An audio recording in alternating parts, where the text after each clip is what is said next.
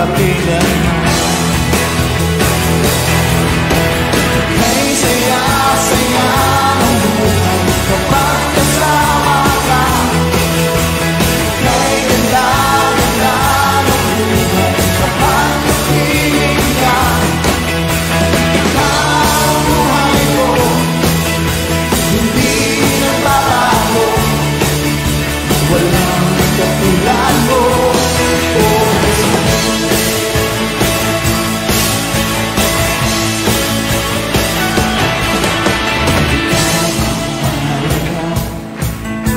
Sa buhay kong ito, walang pangangamba.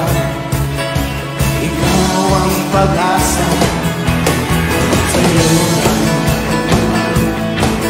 tunay na kagalang, mababayan ng kahit ano paman. Kay saya-saya ng buhay kapag kasama ka.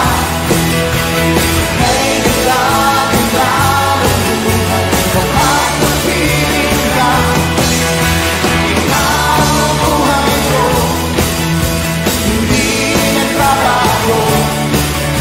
Walang katulad mo. Kay saya-saya, kay saya-saya ng buhay kapag kasama ka. Kay ganda-ganda ng buhay kapag napiling ka.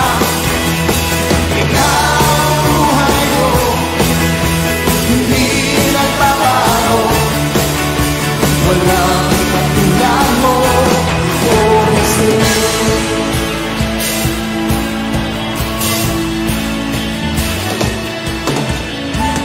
Saya-saya, kay ganda-ganda. Kay saya-saya, kay ganda-ganda. Kay saya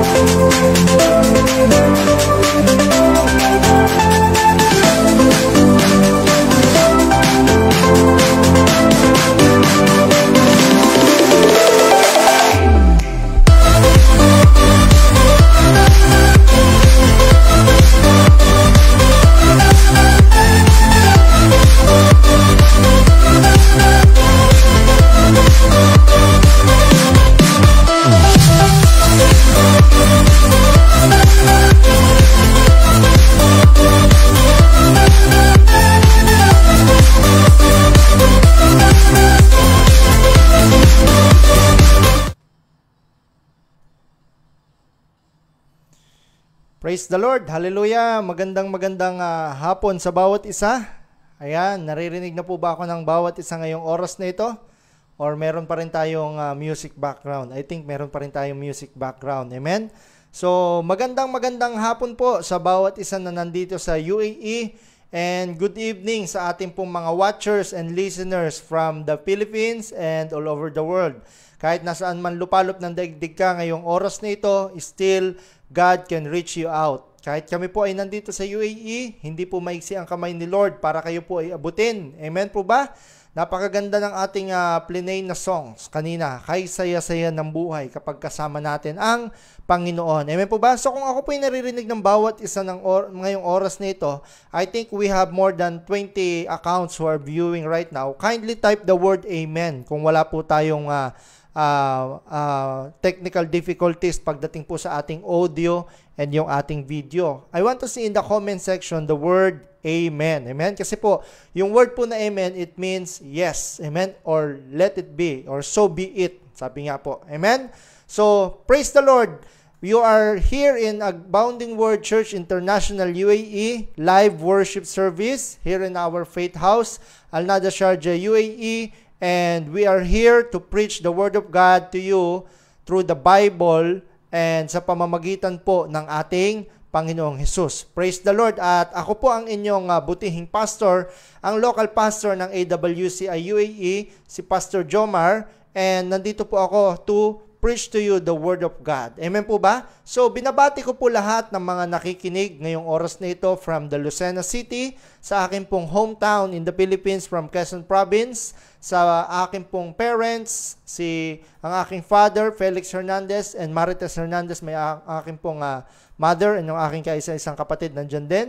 And sa iba ko pang kamag-anak nandyan din po sa Lucena City and to Batangas City na nakikinig ngayong oras na ito, ay kayo po ay lahat ay welcome, and I want to thank you also for your support. And thank you din po sa ating pong senior pastor na walang sawa na nanalangin, nag-encourage sa atin, at nag-share din ng knowledge and the Word of God sa ating Bible School kay Pastor Mon Maralit and to his family, kay Pastor Joy and to other members of his family, and also sa buo pong AWCI Lucena City. Praise the Lord po sa inyong buhay. Binabati ko pa rin po yung family ni Kuya Marlon, nandiyan po sa Cebu, nakikinig ngayong oras na ito. Sa family ni Ate Cherry, sa family ni Kuya Dave sa Leyte, nanonood din po sila. Sa family ni Brother Jason sa Pampanga, and sa iba't iba pa pong family ng ating members all over the Philippines and all over the world. You are all welcome here dito po sa ating pong worship service. Amen? So, napakasarap magpuri sa Panginoon. Even though there is pandemic, even though there is an economic crisis, even though there is a health problem and political problem all over the world, still, we are here. Amen po ba? At tayo po ay pinapatnubayan ng Diyos. Amen? So, bago po ang lahat, bago po tayo mag-umpisa, pwede po ba tayo sumandali na pumikit? At tayo po ay mananalangin ngayon pong oras na ito. So, I encourage again, each and every one of us to close your eyes and bow your heads even though we are not physically together. Let us be united in spirit with one another. Amen? So, let us close our eyes and bow our heads this afternoon. Lord, we thank you sa pagkakataon na ito to worship you and to study your word. Salamat po, Panginoon, dahil from the very beginning, even in the Old Testament, you're always telling the people na i-separate, O Lord God, yung araw ng pangingilin or yung araw ng pamamahinga because this day is a holy day. Lord, salamat because sa buong isang linggo, hindi mo kami pinabayaan. You give us the 6 days to work. Even it is outside or even it is work from home, Lord, we thank you for the strength. And this day, itong araw na ito, ay sineseparate namin sa iyo upang papurihan ka at pag-aralan ang iyo pong mga salita. Salamat po. Gabayan mo po kami, and may Holy Spirit allow us to understand clearly even the complicated words that our physical mind cannot fathom or understand. We love you, Lord, and we praise you in the mighty name of Jesus Christ. Amen and amen. Praise the Lord. Binabati ko rin po mga kapatid, yung pong ating mga viewers or listeners na hindi po mga regular members ng AWCI. It means, yung bago po mag-lockdown, hindi pa kayo nakadalo dito sa church na ito, dito lamang po kayo na-invite sa ating pong online worship service, you are all welcome. Kahit nandito ka po sa UAE or abroad. At even yung ating pong mga cell group, lahat po ng mga taga-Lulu Al-Nada, yan, binabati ko po kayo ngayong oras na ito, mga taga-Lulu Al-Ryan, you are all welcome and you're always in our prayer. Sa mga taga-401, ayan, kaway-kaway sa mga taga-401, kina Kuya Dave, sina Glemmy, si Glemmy umuwi na yun, si Sheila, and the rest of the team, sina Juby, sina Jason, sina Harold. Sa mga taga-Alwarca, binabati ko rin po yung mga taga-Alwarca, kina John, sina Sheila, sina Analu, sina Paulo, and the rest of the team. Sa mga taga-Dera, taga-Alcus, mga nanonood sa Abu Dhabi, kina Kuya Felix, salamat po sa Panginoon at tinugon yung iyong mga prayers sa mga iba't ibang part pa po ng buong UAE na nakikinig ngayong oras na ito. By the way, meron akong question. Meron akong question ngayong oras na ito. At kung ikaw po itong tao na ito, gusto ko makita sa comment section na yung word na I am. Itatype mo po itong word na I am kung ikaw itong tao na ito. My question is, habang nanonood ka po ngayong oras na ito, meron bang kasama sa family member mo ang nanonood together with you right now? Amen.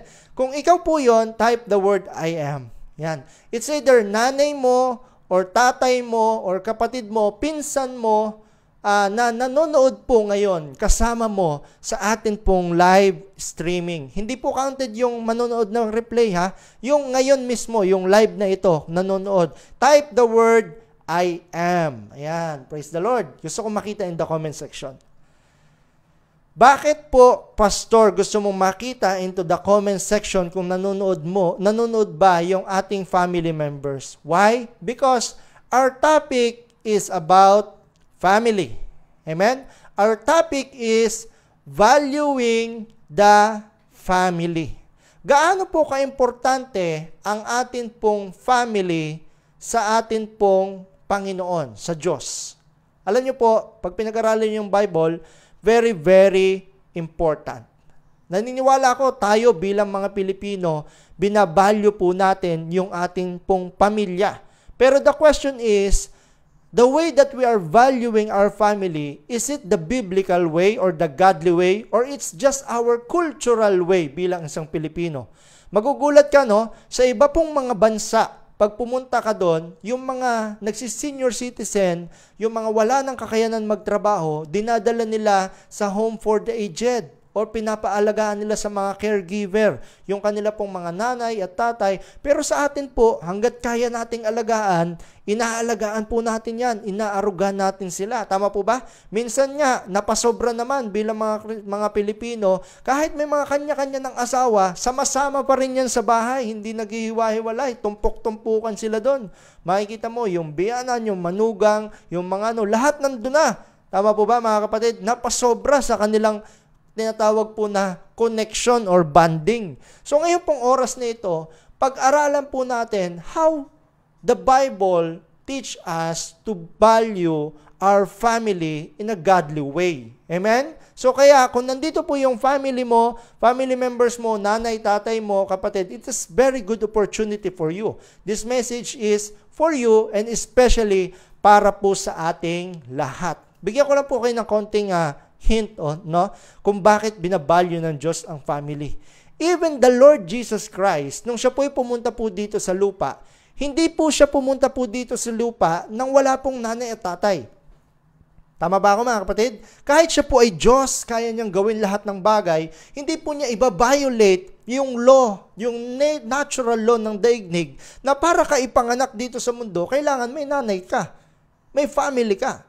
Tama po ba? Kahit yung iba naman na wala ng nanay at tatay, of course, for once, you have a mother and father biologically. Hindi ka pumunta po dito sa lupa nang wala pong pamilya. Malamang yung iba wala ng pamilya ngayon, pero dati meron yan. Amen po ba mga kapatid? So alam nyo po, merong isang tao na homeless. There is one homeless person man na siya po ay in-interview. Kasi nagkakandak po sila ng mga social experiment. Yan, sa Western country. Kasi sa mga Western country, marami po dyan mga homeless people. Like in America, ganyan. So, nung pumunta po yung nag-i-interview sa kanya, sabi niya, how is it difficult for you to become a homeless man? Gaano kahirap para sa iyo na ikaw ay wala pong matatawag na home or yung iyong tahanan? Nagulat siya sa sagot ng tao na ito. Alam niyo po ang sabi niya? Ang sagot niya, sabi niya, why do you call me homeless? I am not homeless. Sabi niya, paano naging hindi ka homeless? Ayan nyo, tingnan mo nga, gusgusin ka, nandiyan ka sa kalsada. Alam niyo po ang sagot niya, I may be houseless. I may be houseless, but I am not homeless. Look at these people and my surroundings. Itong mga kasama ko, yung mga kaibigan ko na nandito, they are my home. I maybe don't have a house. Hindi ako kagaya nyo nakatira sa magandang bahay, but I have my home here. I have the people who love me. Sabi niya, that is the definition of a home. Sabi niya, maraming mga tao, meron silang house, pero wala po silang totoong mga kasama sa bahay. Sila yung mga totoong homeless person. Yung mga tao nakatira sa malalaking mansion, pero wala namang pagmamahal, pero wala na sila natitirang mga kaibigan, walang dumadalaw sa kanila, mag-isa na lang sila sa buhay, sila yung mga totoong homeless person, sabi niya. At nagulat po yung nag-interview sa kanya. Sabi niya, grabe itong tao na ito ah. Ngayon lang siya na-open up ng ganun pong klaseng wisdom. Sabi niya, yes, nandito ako sa kalsada, natutulog ako dito, but you cannot call me homeless. I may be houseless. Wala akong bahay, pero may tahanan ako.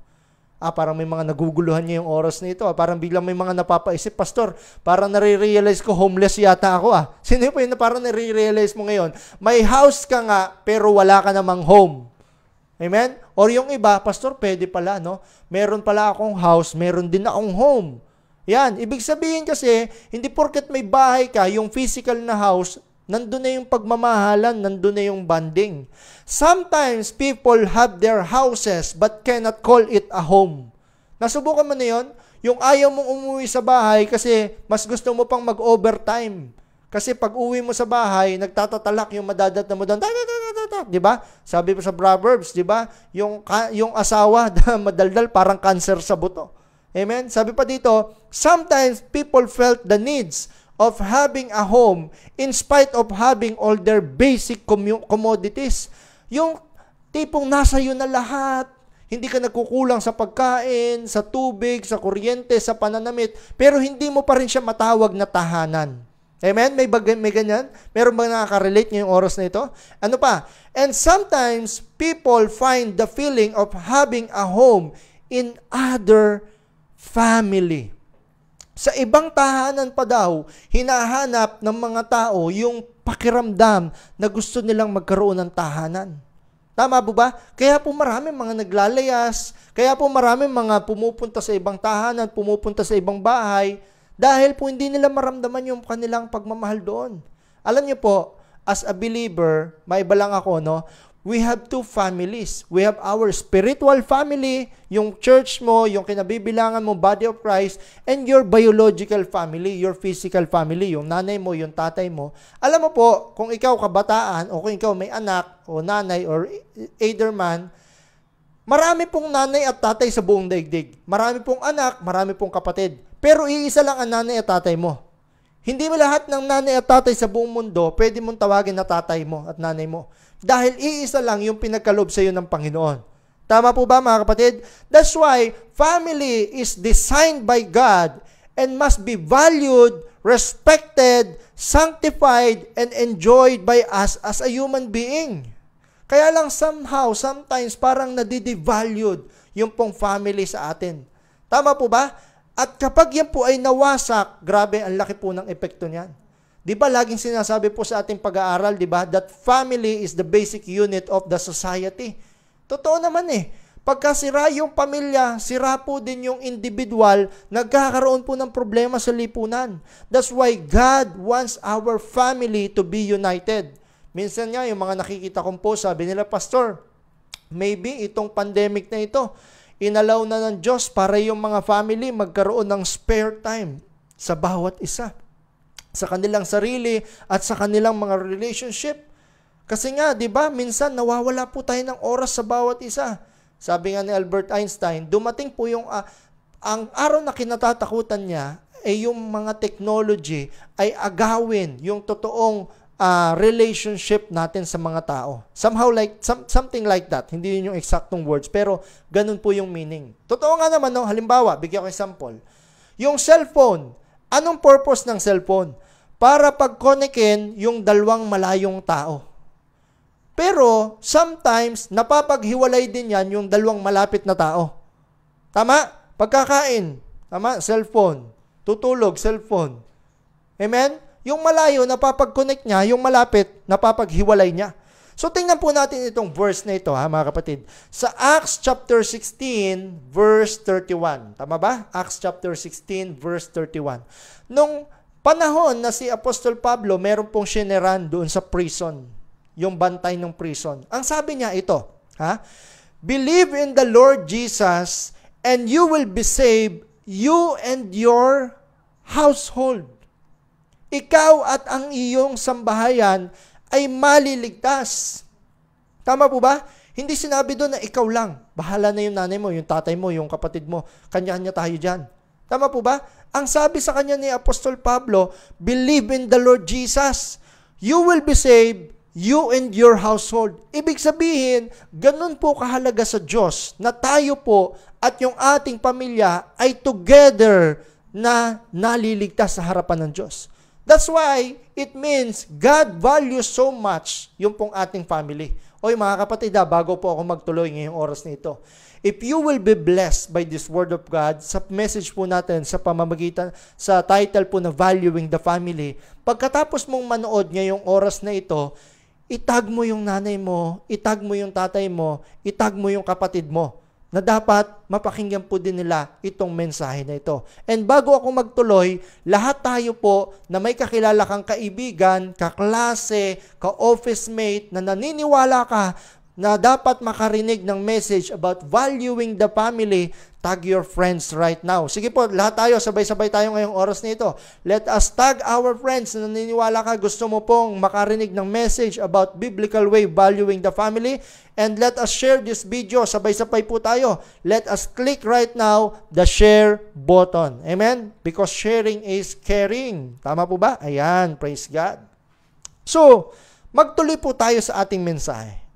How do we value family biblically? Bibigyan ko po kayo ng 6 na puntos. Amen? From the word family. Ayan. So, ang ating pong topic is topical, no? So, number 1, there must be fun or friendship inside the family. There must be fun and friendship. Admit po natin, mga kapatid, ito po, most likely, nawawala na po sa atin bilang pong magkakapamilya. Sabi nga, nung hindi pa uso po yung mga gadget, nung hindi pa po uso yung mga matataas na teknolohiya, wala po tayong ibang panahon kundi mag-spend ng time lang sa atin. Di ba nakakamiss yung time na tayo nasa province? Tama? Yung mga magkukulitan, yung mga magkakapatid, naglalaro sila, yung nanay at tatay nila, they respect them so much. Paghapon na, nagbe-bless. Grabe, yung mga bata noon, takot na takot yan sa kanilang magulang. Pero ngayon po, kahit yung mga teacher, kinakalaban nila. Amen po ba? And dati, talagang valued yung family, yung friendship, napakahalaga. Most of us forget that our first environment is our family, and it creates a big impact in our lives. Let us never forget to have fun moments with them. Minsan nakakalimutan na po natin yung mga happy moments sa ating pong pamilya. Bakit? Sobrang busy, sobrang daming responsibilidad, ang daming kailangan bayaran, kailangan magtrabaho, kailangan magganito, kailangan magpakatayo ng bahay, kailangan magkaroon ng sasakyan. We focus so much in the responsibility, which is masama, walang masama, pero sometimes nakakalimutan natin yung bagay na mas mahalaga, na kaya po tayo nagtatrabaho, kaya po tayo nagsusumikap para mas magkaroon tayo ng magandang buhay sa ating pamilya.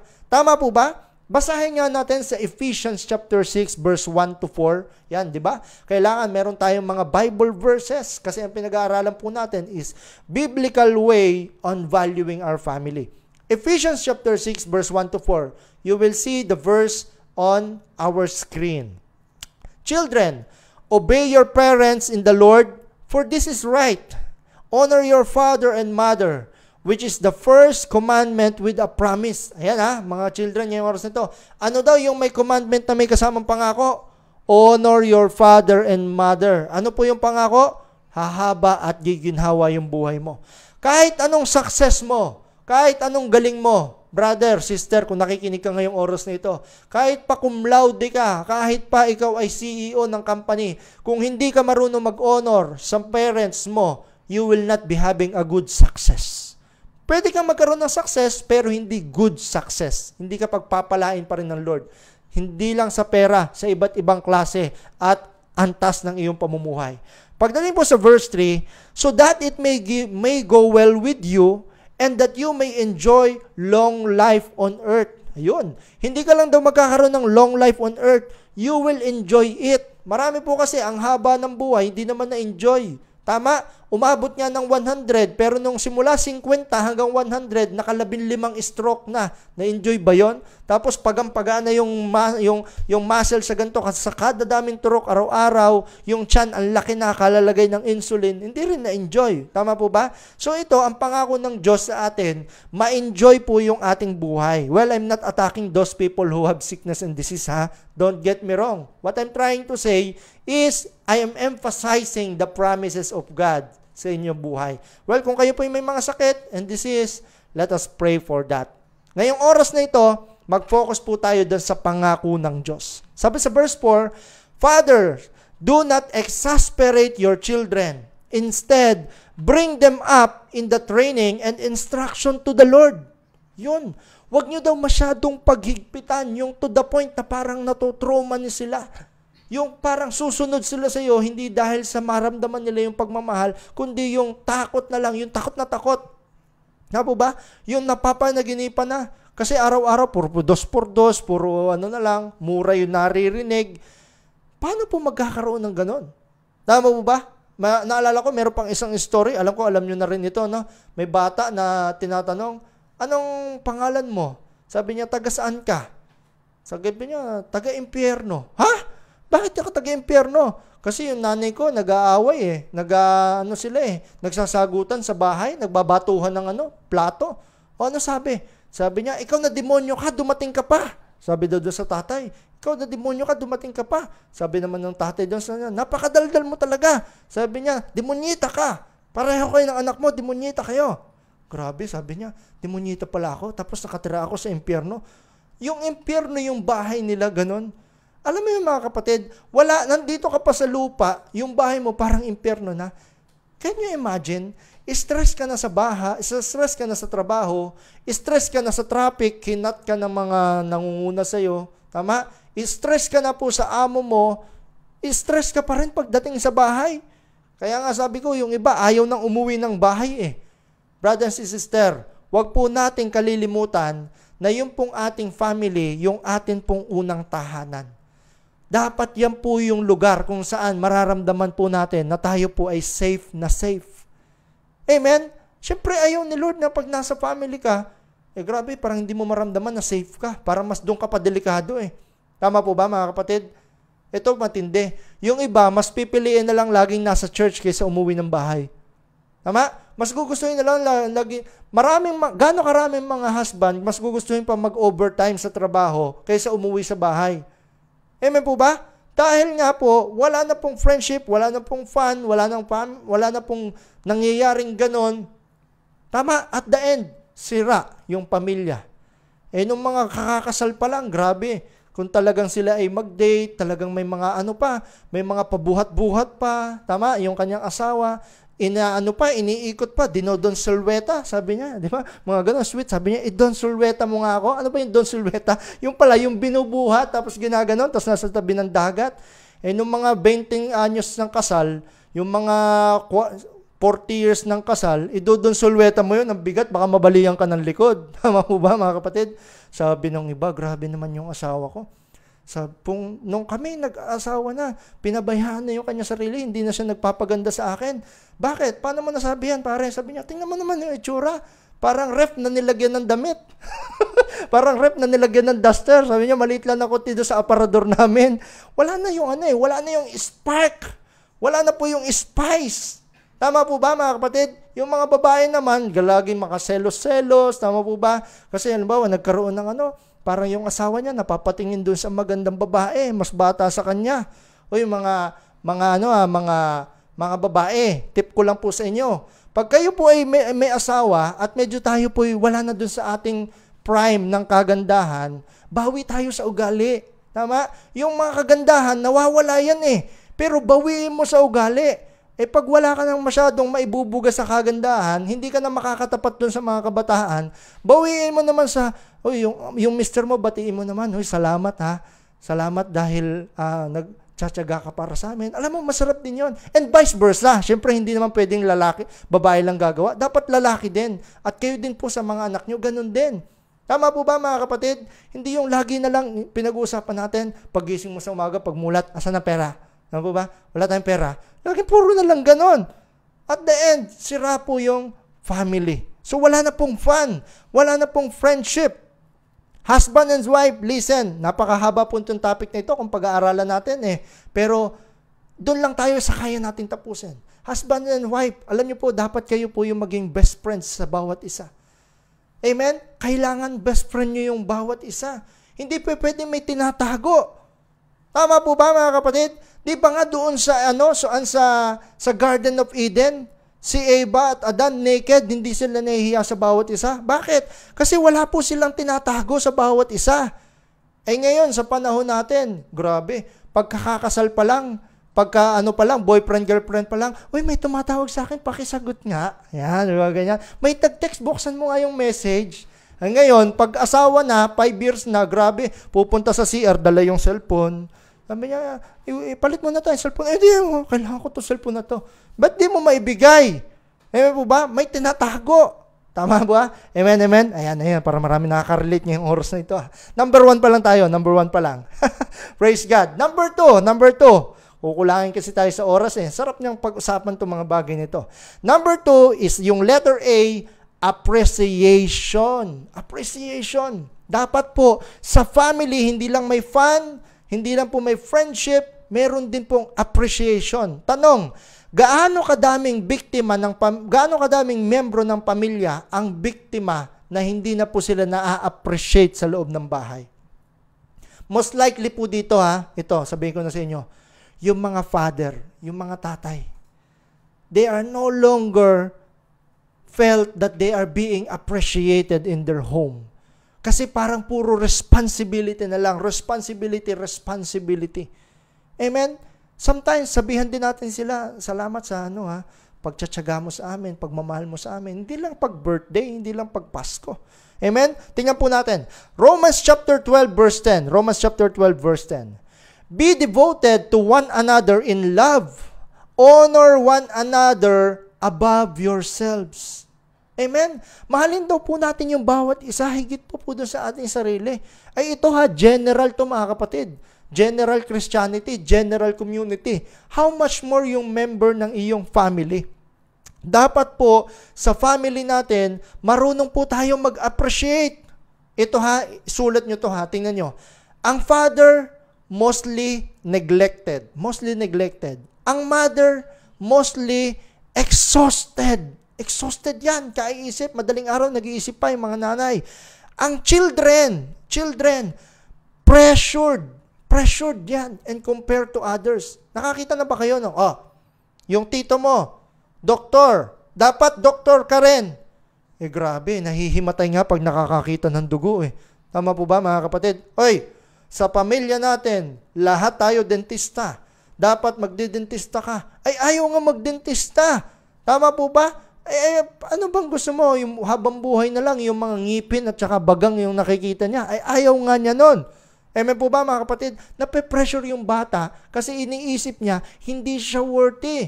Dahil doon sa family niya, kailangan matupad niya kung ano yung gusto nila, hindi yung gusto ng bata. Well, I understand yung mga parent na meron pong magandang plano sa kanilang anak. Of course, wala namang magulang na nagplano ng pangit sa anak nila. But wag po natin kalilimutan mga kapatid, tayo pa rin po ay individual creation ng Diyos na meron pong individual potential, merong individual na kakayanan and abilities. Tayo po'y nilagay ng Diyos para po maging gabay at patnubay ng bawat isa. Hindi po para kontrolin ang sino mang individual. Amen po ba, mga kapatid?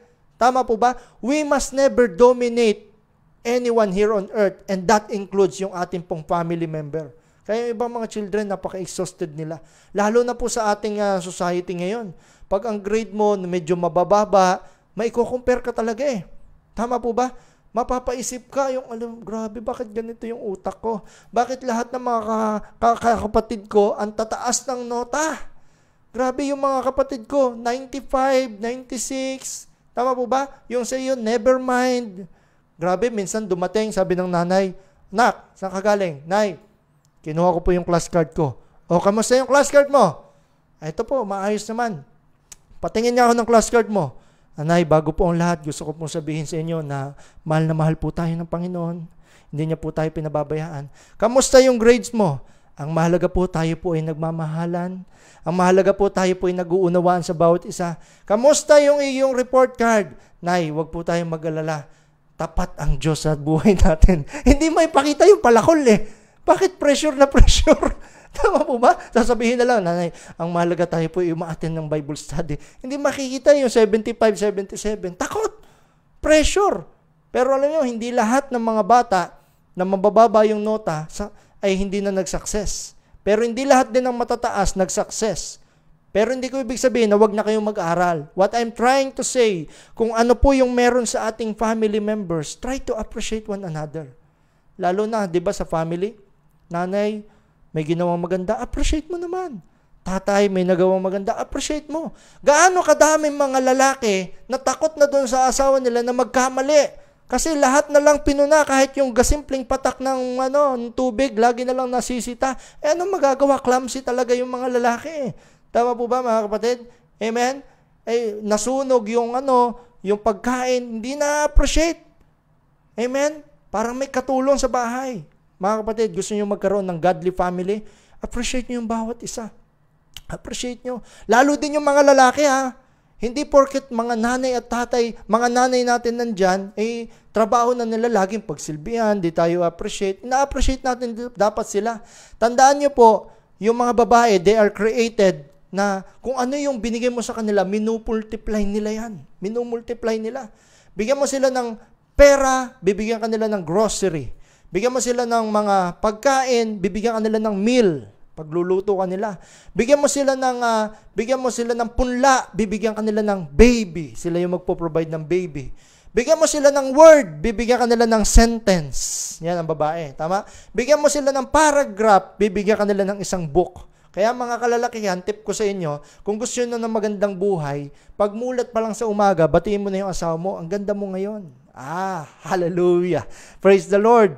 Nakikita ko ang glory ni Lord sa buhay mo. Subukan mo, umaga pa lang, sabihin mo sa asawa mo, babae, ba't ang taba mo na? Bakit ang itim ng kilikili mo? Dati hindi ganyan na. Nung niligawan kita, ang puti niya na. Ba't ngayon, ang baho na ng amoy mo? Parang nagiging amoy Indiano ka na. Ay, maghapon, sigurado, pangit ang maghapon mo. Amen? Praise God. Wala kasing appreciation. And siblings, yung mga magkakapatid, they envy each other. Amen? Sa lahat, sa mga assets, sa irresponsibility, pinag-aagawan kahit yung mga kapiraso, iisang dipa ng lupa. Grabe, papaabutin pa sa korte. Tama po ba? Hindi pa namamatay, pinag-aagawan na yung mamanahin. Sino may mga ganyan? Tama po ba, mga kapatid? Pinag-aagawan na. Pinag-uusapan na, lalo ng mga manugang. Hoy, naghihingalo na yung nanay mo. Tara na. Aagawan tayo. Tama po ba? Huwag ganun.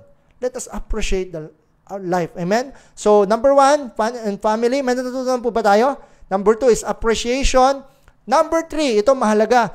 There must be a motivation. Kailangan hindi lang tayo na-appreciate, kundi na-motivate din po tayo. Amen? Motivation. Basahin nga natin sa 1 Timothy chapter 3 verse 5. 1 Timothy chapter 3 verse 5. Kung tama ito, sabi dito, if anyone does not know how to manage his own family, how can he take care of God's church? Ayan. Kasi po, ito tinuturo dito kung papaano po dapat yung isang bishop or yung isang nakatalaga sa isang iglesia ay magmamanage ng simbahan. Sabi niya, kaya daw niya dapat i-manage yung family niya. Paano mo nga naman i-manage yung 300 na tao? Kung yung 5 tao lang sa loob ng bahay mo, hindi mo ma-manage. Amen po ba? So dapat po, tayo po na nasa loob ng family, nagkakaroon po tayo ng motivation. Amen? Listen very carefully to this ha. Yung motivation, nakukuha po natin yan first, hindi po sa school, hindi po sa work, and even hindi sa church, kundi sa pamilya mo. Baka akala nyo mga kapatid, sa church natin unang nakukuha yung motivation. Hindi po Tingnan nyo, marami po sa inyo lumaki nang meron na lang hinanakit sama ng loob dahil sa mga na-demotivate ka. Amen? Yung nasabihan ka ng mga masasakit na salita na parang wala kang magagawa, wala kang makakaya, na-demotivate Gaano kadami na hindi na nailabas yung kanilang real potential dahil po sa walang motivation na naramdaman. Amen? Listen very carefully. Kahit po anong tagal mo sa simbahan, kahit anong po tagal mo sa isang company, kahit anong tagal mo sa mga kaibigan mo, at the end, wala pong ibang tutulong sa iyo kundi yung iyong family. Tama? Tingnan nyo si Jesus nung ipapako sa cross lahat ng mga disciple niya, nakala mo katatapang iniwan siya. Sino nag-stay sa kanya hanggang dun sa cross? Si Mary. Amen? Yung kanya pong mother, yung kanya pong biological mother. Kasi although Jesus is 100% God, nandun po sa heart ni Mary yung instinct ng pagiging isang nanay. Nag-stay siya doon hanggang wakas. Tama po ba mga kapatid? Bakit? Kasi ganyan po Family po yan Hindi po yan mawawala sa atin. So kailangan po mayroong motivation. Listen very carefully Motivation. Sa loob. Pag mayroong nadapa, pag mayroong nagkamali, i-motivate natin. Nagkamali na yan. Alam na yung pagkakamali nila. Pero anong gagawin mo? Habang buhay mo na lang siyang sisisihin? Tama po ba? Habang buhay mo na lang siyang ipaparamdam sa kanya na hindi siya worth it sa family ninyo? Tama po ba? Let us motivate one another. Number 4, yan, bibilisan po natin ng konti Number 4, mahalaga ito. There must be identification with Christ. There must be identification with Christ. Kailangan po ang family, yung unang pinagmumulan ng paglapit po natin sa Diyos. Amen? Nakakalungkot, nakukuha po natin yung pagkakakilala sa Panginoong Hesus sa iba pong society. Sa atin pong school, so may nag-evangelize sa'yo, pero hindi po. Dapat unang-una na natututunan po natin ang paglapit sa Diyos ay sa ating pong pamilya. Ang family po ang may unang responsibility para yung isang bata na lumalaki ay meron pong takot sa Diyos. Tingnan natin tingnan yung verse dito. Sa 2 Timothy chapter 1 verse 5. 2 Timothy chapter 1 verse 5. Sabi dito, I am reminded of your sincere faith, which first lived in your grandmother, Lois, and your mother, Eunice, and I am persuaded that now lives in you also. Alam mo po, si Timothy kasi, yan po yung kabataan na disciple ni Apostle Paul, ni Apostle Pablo. Ano sabi niya? Naaalala ko yung iyong pananampalataya. At yung pananampalataya ng Lola Eunice mo, at yung ng Lola Louis mo, at Nanay Eunice mo, Mama Eunice mo, na naniniwala ko na naipasa rin sa iyo. Alam niyo kung sinong nag-disciple talaga una kay Timothy? Hindi naman talaga si Pablo. Nakita yon una doon sa kanyang nanay, doon sa kanyang lola. Napakalaking role na ginagampanan po natin ng mga magulang sa ating mga anak para po tayo ay maging role model na i-follow nila papunta sa way sa Lord Jesus Christ. Mga parent na nakikinig ngayong oras na ito, huwag nyo lang pong turuan yung mga anak nyo na makagraduate, na maging successful, na maging mayaman. Turuan nyo po sila na magkaroon ng takot sa Diyos. Kasi kapag ang anak nyo may takot sa Diyos, everything will follow. Pagka yung inyong mga magiging anak is a godly man, marunong na matakot sa Diyos, kampante ka na.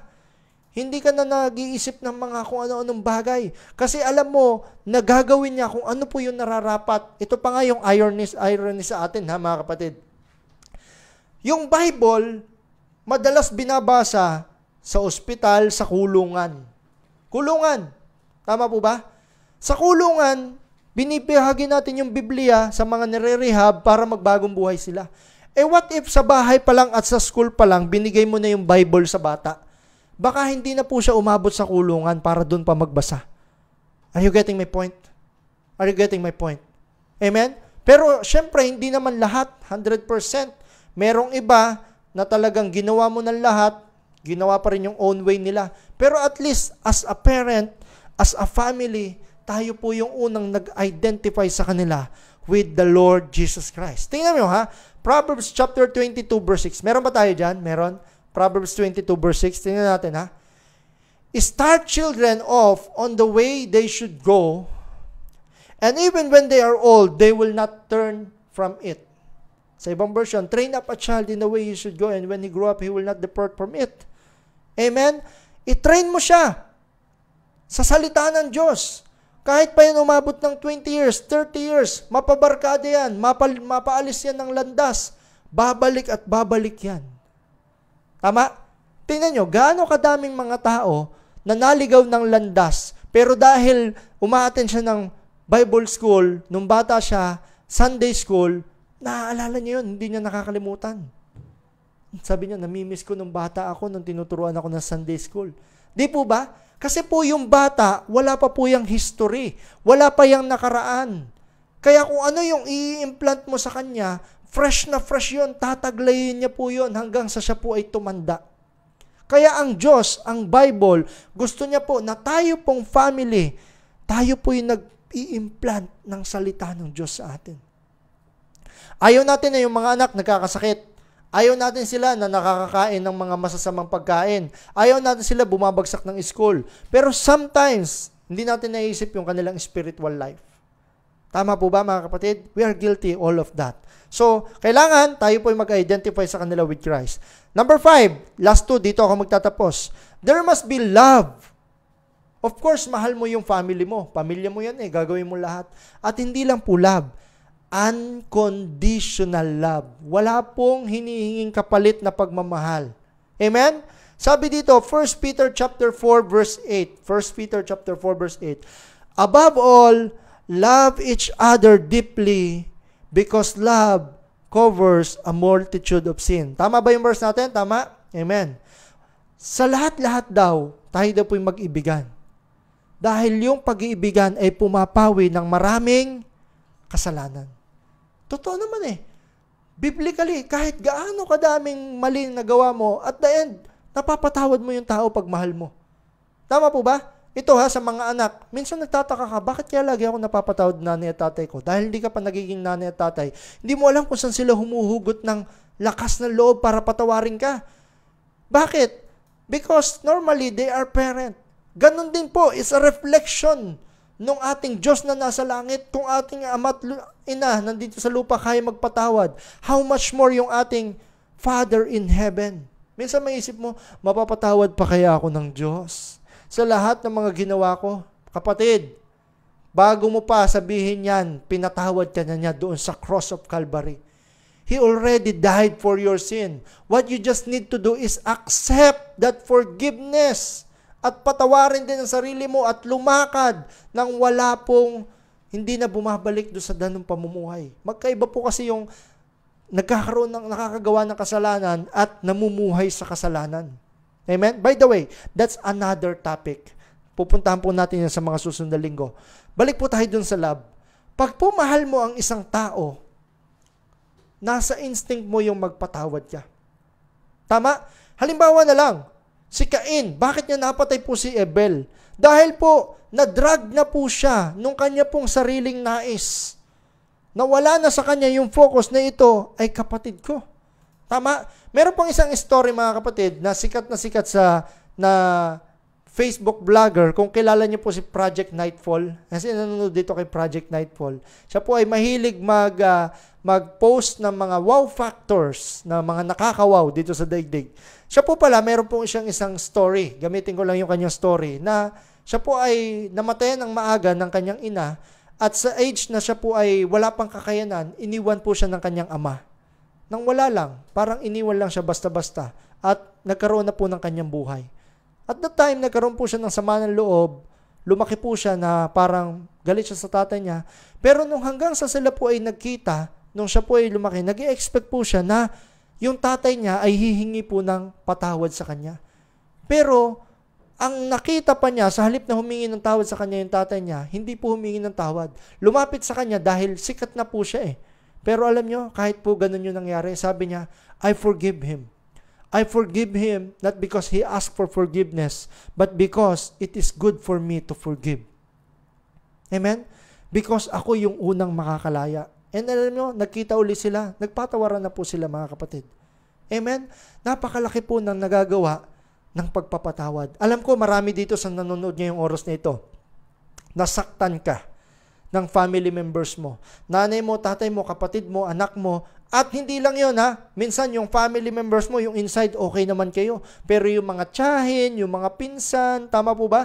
Nakaranas ng mga diskriminasyon.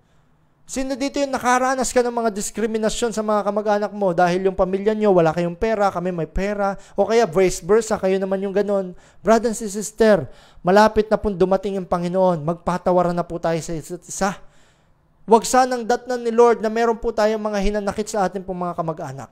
Hindi po gusto ng Panginoon yan. Amen? Last, dito ako magtatapos. And last, bago tayo mag-pray, yung pong yielding. Yan, yung yielding. O, marami po kasing ibig sabihin yung yield eh. Pwedeng yung nagtatanim, umaani, yield din yon. Yung kinat ka sa daan, pero hindi ka nagalit, yan, yielding din yon. Pero yung yielding, yung pagbibigay daan or pagpapaubaya. Sa Tagalog, yan yung term. Pagpapaubaya. Basahin natin sa Romans chapter 12, verse 17 to 19. Do not repay anyone evil for evil. Be careful to do what is right in the eyes of everyone. If it is possible, as far as it depends on you, live at peace with everyone. Do not take revenge, my dear friends, but leave room for God's wrath, for it is written, it is mine to avenge, I will repay, says the Lord. Amen po ba? Ano po yung sabi doon sa una? Do not repay anyone evil for evil. Paano mo po i-overcome yung evil? Hindi by doing evil, by doing good. Kung meron na po mga nakasakit sa inyo, sa inyong family, meron man nakagawa sa inyong masama, may mga pagkukulang, lahat naman po tayo may kahinaan, lahat tayo may pagkukulang. Let us accept weaknesses of one another. As long as hindi naman yan evil talaga na pumapatay or something like that, meron po tayong hustisya. Kung yan, nasabihan ka na masakit na salita, magpatawaran po tayo sa bawat isa. Mayroon Diyos na nakakakita ng lahat po ng ating pong mga ginagawa. So ulitin ko lang no mga kapatid, yung 6 na bagay. Pwede ko bang makita sa screen yung 6 na bagay? Kasi it represent yung ating yung ating pong yung acronym na family, FAMILY. Pwede ba makitype ng mabilis? Yung fun, friendship, amen? Appreciation, there is motivation, there is identification with Christ, there is love, and there is yielding. Meron pong pagpapaubaya.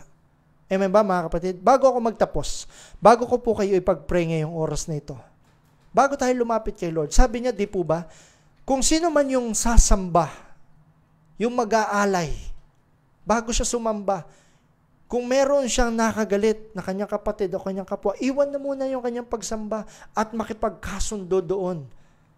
Amen po ba mga kapatid?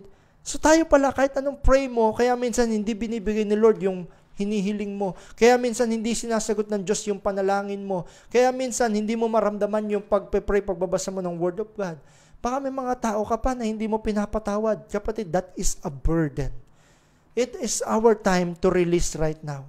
Sige po, habang tayo po nagpe-pray ngayong oras na ito. Kagaya nga nasabi ko kanina, no, si Jesus Christ ay naandun po sa cross of Calvary. Alam nyo, sabi niya po doon kay Mary, Mary, ito yung iyong anak. Amen? Doon sa isa niyang disciple. And sabi niya man niya sa disciple niya na yun, lalaki, ito yung iyong ina ngayong oras na ito. Can you imagine that? Kung gaano kabuting family member or anak ang Panginoong Hesus. Even to the point of death na nandun siya nararatay, puro sugat yung katawan, may job na tinatapos, ang tinatapos yung job, yung saving the humanity. Inisip niya pa rin yung nanay niya Bakit? He is a good role model of the family. And sabi din sa Bible, He is the husband of His church. Inalay niya yung buhay niya para sa kanyang iglesia. Tayo din mga kapatid na nandito po sa lupa. Mahal po tayo ng Panginoon, yes. At mahal din ng Diyos as well yung iyong family members. They are also a creation of God. Kaya ngayong oras nito, let me pray for you. Kung sino man yung oras nito, may mga kabigatan, bibigyan kita ng chance. Ibigay mo sa Panginoon at i-release yung lahat ng mga pagpapatawad. Sige tayo manalangin. Lord, salamat po Panginoon sa mga mensahe mo na narinig namin ngayong oras nito. Patawarin mo kami kung kami mga nasaktan sa aming pamilya, sa aming kapwa, at lalo tigit sa iyo. Lord, kung may mga bagay po kami nasabi na hindi kalugod-lugod sa iyo at sa aming family, forgive us. At ngayong oras na ito mga kapatid, kung sino man din yung mayroong mga nakasakit sa iyo, idalangin mo sila kay Lord. Idalangin na sila'y patawarin at hindi sumpain. Lord, Panginoon, kung sino man yung mga kamag-anak namin, sige, banggitin mo ngayong oras na ito, ikaw lang personally. Yung pangalan nila banggitin mo.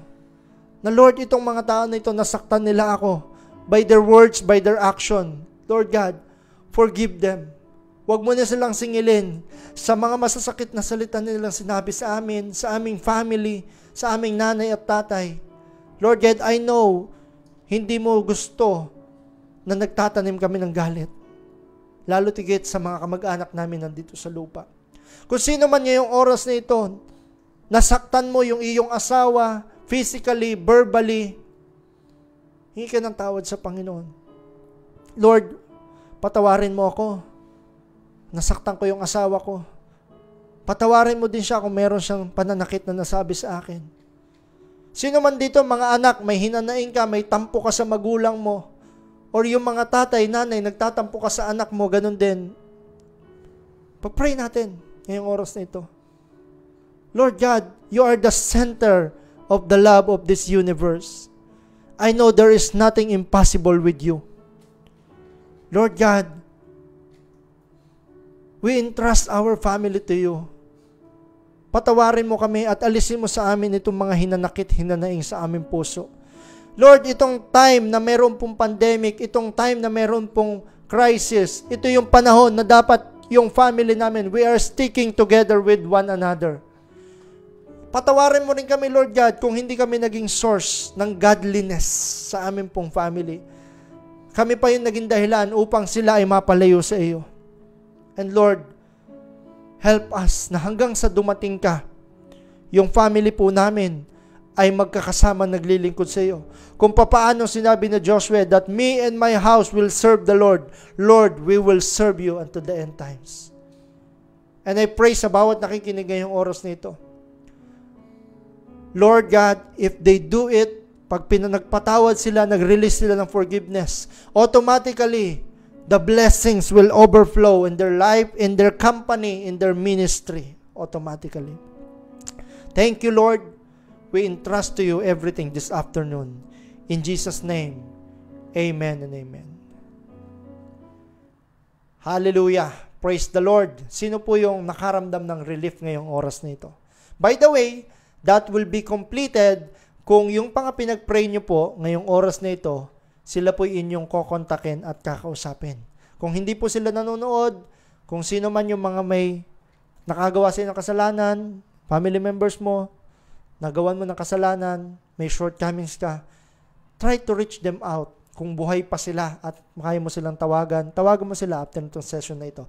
At pinakamahalaga, most important of all, identification with Christ. Kung totoong mahal mo yung iyong family members, hindi pa po sila lubusan na tumatanggap sa Panginoon Jesus bilang Panginoon tagapagligtas, I challenge you to share to them this video and invite them next Friday for our church service so that they can hear also the gospel of the Word Jesus Christ and they will hear how good is God in their life. See you on our next session. And para po sa mga taga-AWCI, see you on Sunday on our Zoom leadership training Our topic is the importance of leadership. Again, I'm your pastor, Pastor Jomar Hernandez, and we can overcome this pandemic through the love of our Lord Jesus Christ. God bless you all. Keep it up. God bless.